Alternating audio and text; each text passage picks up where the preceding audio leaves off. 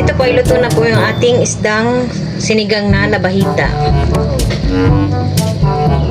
Nagiging makapuno. Diba? Inanito yan? Inanito.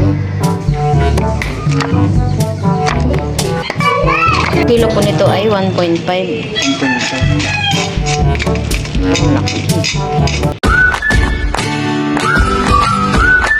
Ako po, kami po ay magmemerenda po ng Puro bubo kayo Buko juice. buko. Malaki sana namin, binili mo.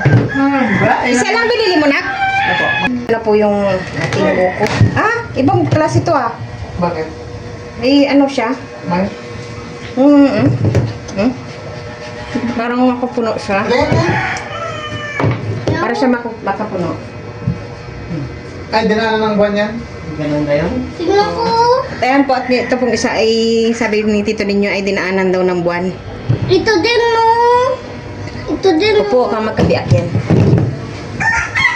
Ito po, meron na po dito na Buko. sabaw ng Tawag sa amin yan, inanito. Yan o. Hindi ba ito yung na nagiging makapuno? Hindi ba? Inanito yan? Ginanito. Dapat niyadyarin ko na po itong ating buko para po tayo ay may merienda. Buwan. Matigyan mo ako. Buko. Tingnan mo ako buko, ma. Wait lang. Tanggit. Open mo na ito, nak. Oh. Ano ba yan? Tumutunog. Babot ako ano na kutsilyo. Kamay ha. Kasama ang kamay. Yan.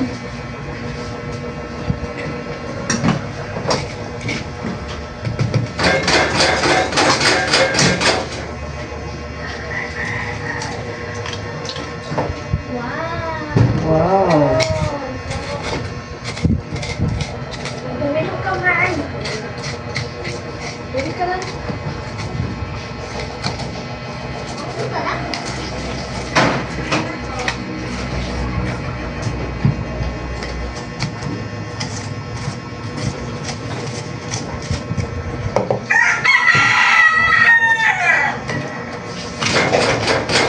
Mag-iingay na naman yung mga buumpisa na mga mag-iingay.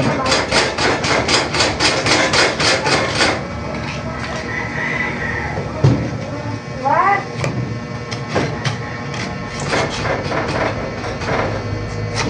Sa?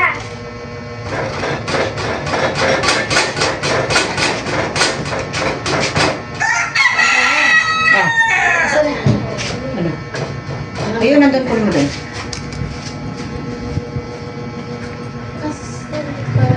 Wala nang wala nang ano? Tingnan mo. Wala nang buko? Ito na lang? Yan po't nasira pa yung aking kudkud, pangudkud.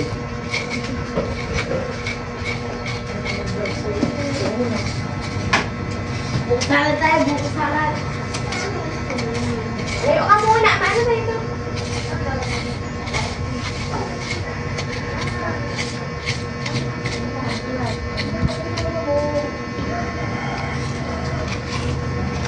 Ano yan? Sarap! Tinikman ko, ma. Tinikman.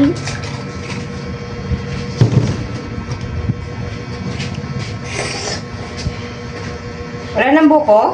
Titigas na ata lahat. Jen! Jen! Jen! Jen! Marami po itong buko nila. Kaso yung iba, matitigas na.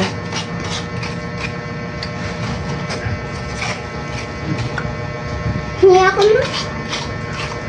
Wow!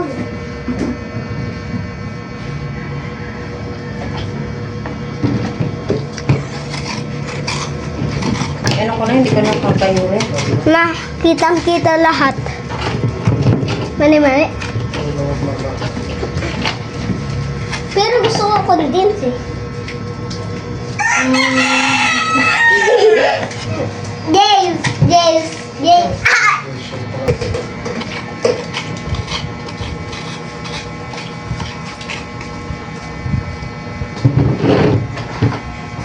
Wala na mo? Sana alam matitigas na yung iba. Ngik. Dalawa pa yung condense ang nabili. Wala kayo.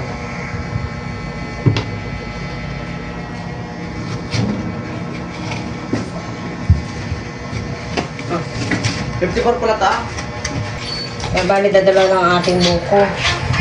Kasi kaya po marami yung sabaw ay Ate, oh!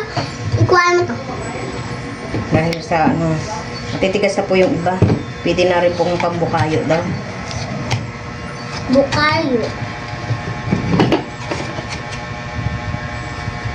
Dito po ilalagay na po natin ang gatas. Kakulang naman yung ano mo. Ano pa? Tama pa. Yung ganun mo. Nalagay na po natin itong gatas. Kapag yung panghalo. Kahit yung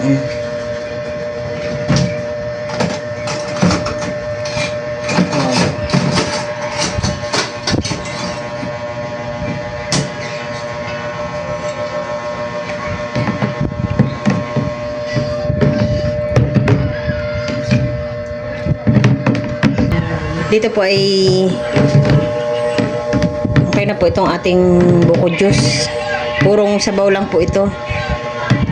Marami po kasi yung binuksan nila kaso matitigas na po yung iba.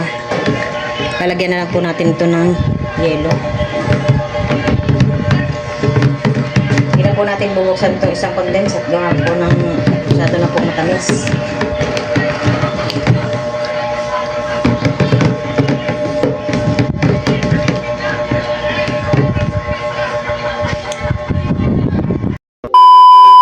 Tinda po kami ni Tito Ninyo ng isda. Papa, hiram mo ko pa. Hindi.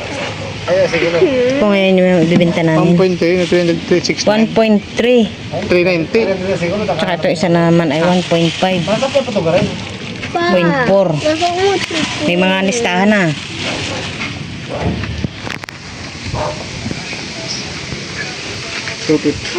Ay, 250. Uy, 300. Hoy, hindi ka bili? Ha? Galing Mindoro, bumili na isda. 250. Ang dami rin na ulit doon, yung pink na mahaba. Si Saudi yan. Ha? Ilang estero. May bibili po ng isda. Ito po yung may kaliskis. Paano mo yan? Laki? Ay, ito po. 320 po ito.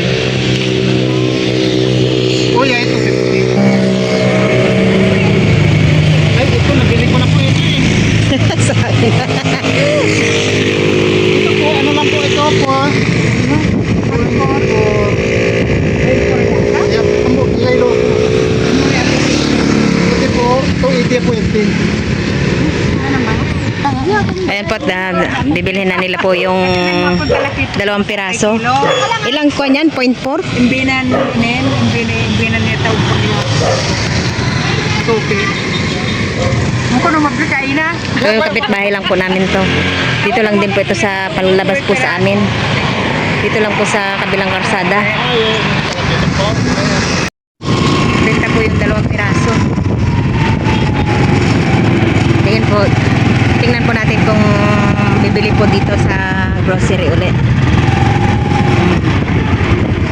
Dito lang naman po kami magtitinda. Kunti lang naman po iyan. Sa palit. Lapit lang din po dito sa amin.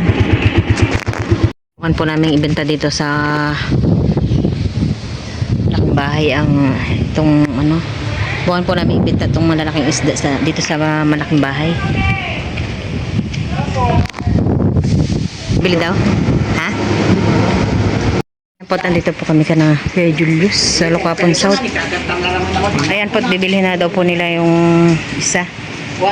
250 plus 3 gram. Ayan po, lilinisan po muna si Tito Ninyo na po daw po ang maglinis.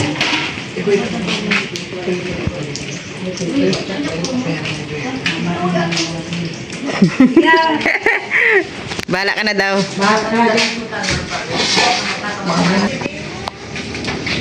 Dito po kami dati nung umuwi po yung dati kong amo sa Ireland.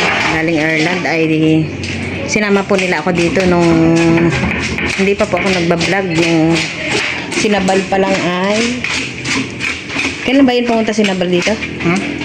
Last yung bago ako mag-vlog. Hindi ko na matandaan. Nung umuwi sila sa galing Ireland. Bali po dito, ito po yung bahay po ng Kay Julius. asawa po ni Ate Made. Oo, yung kanya. Isa po sa anak po ng inalagaan po ni Tito ninyo sa Maynila, Apo, sa apo siya. Quezon City. Ako yan si Ate Mande. O kaya nga isa sa ako sa anak ano.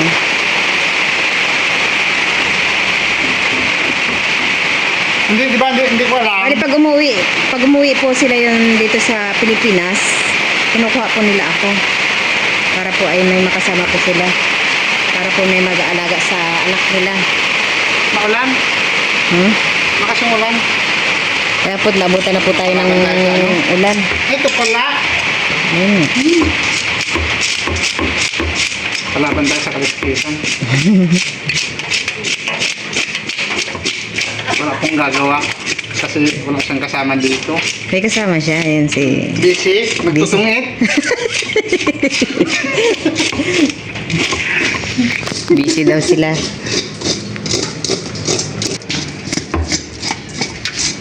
Ilang kilo yan? 1.5? Kilo po nito ay 1.5. Oh, laki. Hindi ko alam kung anong isla ito. Pero pag itong talagang mga ano ko, mahal ko itong mga pulahan.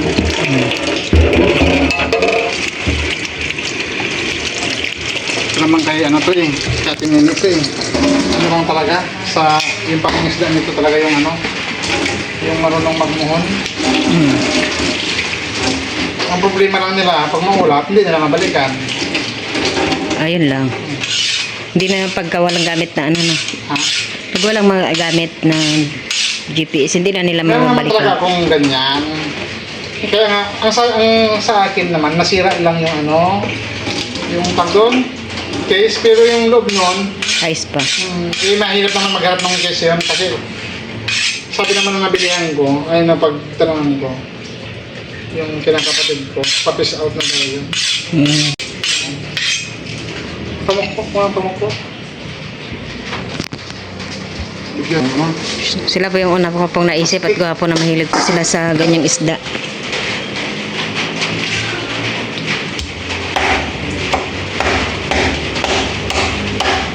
Alam mo yung ano, yung iba, kaya sinasadya nilang laro-laroin niya kahit piso-piso. Bakit ano? Para hindi mo ulanin.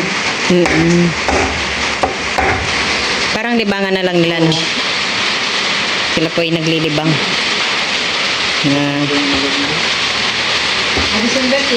Ha? Uwi sila? Siguro. Tingnan natin Kaya kung... ano lang, saglit lang. Bakit? Mas ko lang siya.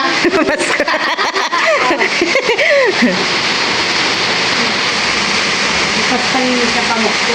Ito, problema. Ang bakura ko yung pamukto. Lampag pokpok. Ay, maganda yung pamukpok mo. Tingnan.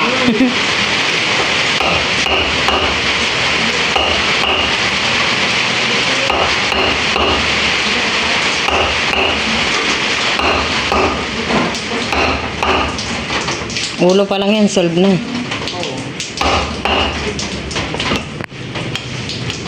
Ilang araw niya ng ulam to ni Lola. Alam mo yung mga matanda, may sisira na talaga sa pagkain niya.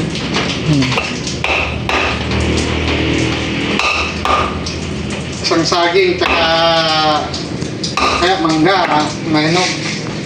Kakain na sila, yan ang ulam nila. Yung mga sa karne-karne, hindi na sila mahilig yan yan. At dito po kami sa aking kumari at tayo ay hihingi ng kangkong. Ang lulusog po ng kanyang kangkong. Na ano din pala ito sa ano lang, sa lupa. Galing naman. Kala ko sa ano lang to nakukuha na ano.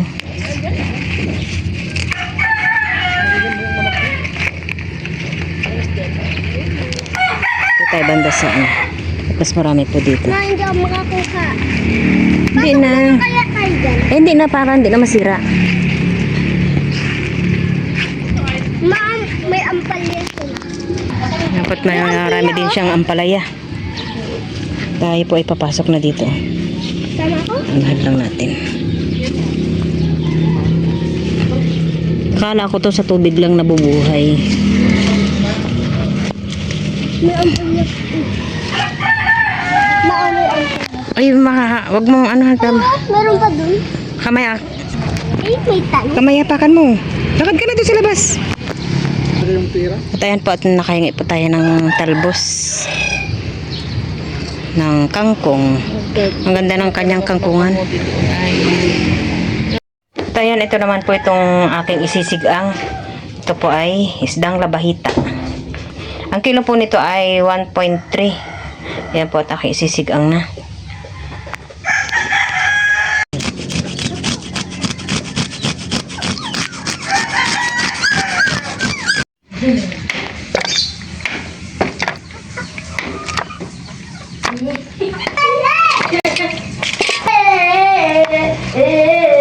At ito na po yung ating kangkong. Ito po yung nahiwa. At doon po, meron din po tayong siling pangsigang. At dito naman po nahiwa-iwa ko na din po itong ating isdang.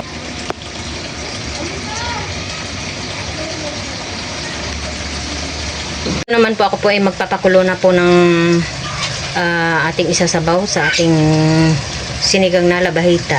At yan po, naglagay na rin po ako ng kamatis at saka sibuyas.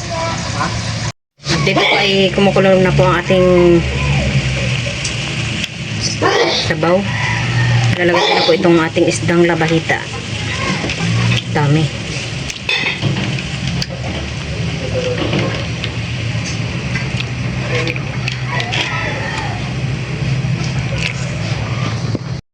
Lagay ko na po lahat ng ating isda. Ayan po, titak-tak na natin.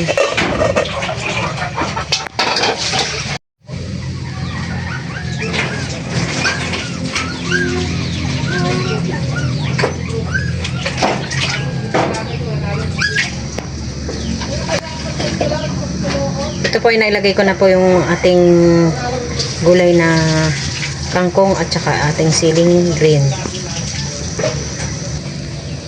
Dito po ay nilagay ko na rin po yung ating pangsigang. Nilagyan ko lang po ng sinigang mix, ating pang-asim. At dito po ay luto na po yung ating isdang sinigang na labahita.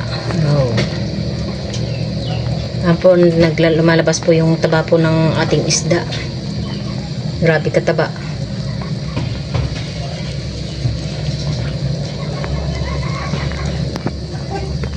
Talagang sabaw laang palaang po ay ulam na.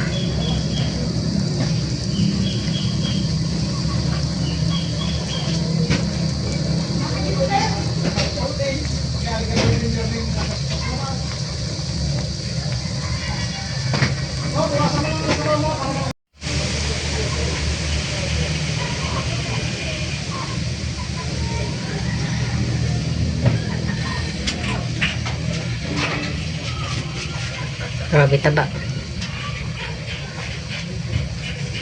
Natin na pong papatayin.